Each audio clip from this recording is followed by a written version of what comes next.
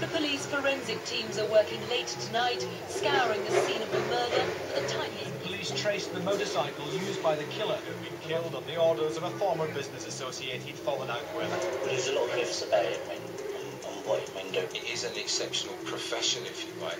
It's the ultimate specialist. He's just being paid to do a job like anybody else is being paid to do a job. Totally cold-blooded.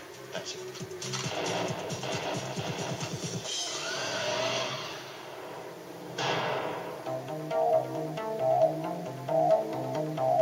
Coming up, a hitman who was active in London's underworld during the 70s explains how contract killing really works.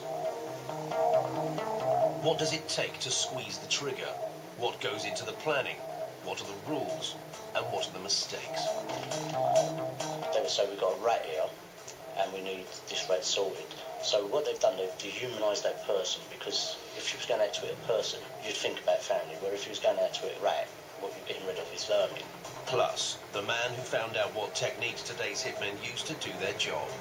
It's quite small, quite compact, and 38 bullets are very powerful and will absolutely kill you at close range, no problem at all.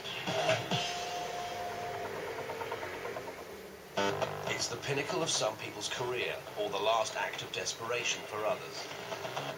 However you get there, it doesn't get more serious and final than taking another man's life for money. It's not just about violence. You pick up a thug in the street. You can't train him to be a hitman. Thugs are thugs. People work violence on different levels. You get a guy in a pub who's a bouncer. I could never be a doorman. I mean, I'm 5'6", with more fat than a greasy chip. But a doorman couldn't blow someone's fucking head off, and I could blow yours. The reality is that life as a hitman is nothing like the movies. We read things in books, it's glamorised. People who are writing about it don't actually know about their life. I think what we've got to be careful to do is not to put people in particular brackets and assume that a hitman is, for instance, particularly tough, ruthless, and an individual to be reckoned with, because that's not necessarily the profile. The professionals have been trained to cut off all emotion and concentrate on executing the hit.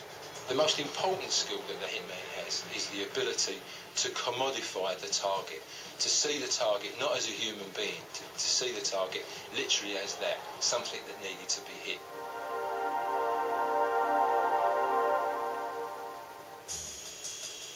But first, we get the inside track on life as a hitman. The culture has been broken now. In the 60s, 70s, 80s, the hitman was an highly trained person. Bobby was active at a time when criminals had a code of morals and ethics. They were like the rules of any club, but if you broke these rules, you were gambling with your life. There were certain codes that you could do and you couldn't do. For instance, if you was given a target, you couldn't give it in front of his wife and kids, you know, because you wouldn't want it done on you with your wife and kids.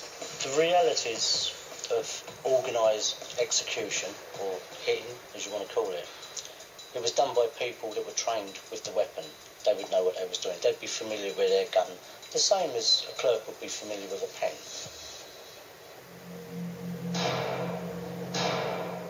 Familiarity with a weapon doesn't guarantee that you can pull the trigger when the moment comes. It takes a special quality that many of us simply don't have. The hitman and people like that who are capable of acts of cold-blooded violence without thinking about it, in other words we call the antisocial personality disorder, they have been badly damaged as children a lot of the time. They've seen abuse, they might have seen their mothers beaten up by their fathers, or their sons or their brothers who are abused, and they become anaesthetised to it.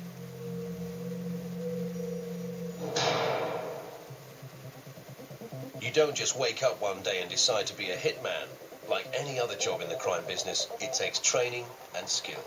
How you go on from the progression is quite amazing, really, because it is an evolving thing. When we had gang fights, they would come with razors, so you'd get a bayonet. They'd come with a bayonet, you'd get an hatchet. And at the age of 16, I was carrying a sawn-off. And then people say, well, hold up, this guy's got a gun, he's not afraid to use it. But he's a bit dangerous to be left on his own, so now we've got to get hold of him, and we've got to cultivate him, and we've got to educate him. Bobby was turned from a schoolboy thug with a taste for violence into a cold-blooded professional killer. You will be sent somewhere and you'll be trained with a weapon. It's normally an ex-army person who will train you in that weapon so you don't hurt innocent people. Then you'll go out with someone else, and you won't know the person you're going out with, so you can't grass each other. If you mess up, he's going to pop you anyway, and you know that. And it will be sort of like a kneecap job, or a terrorising job, because sometimes you don't even have to whack them. You go out and just stick the gun in their mouth, or you shoot into the ground, you kneel them down by a ditch, you fire in the ground and say, next time I come and eat you, it's going in the back of your fucking head.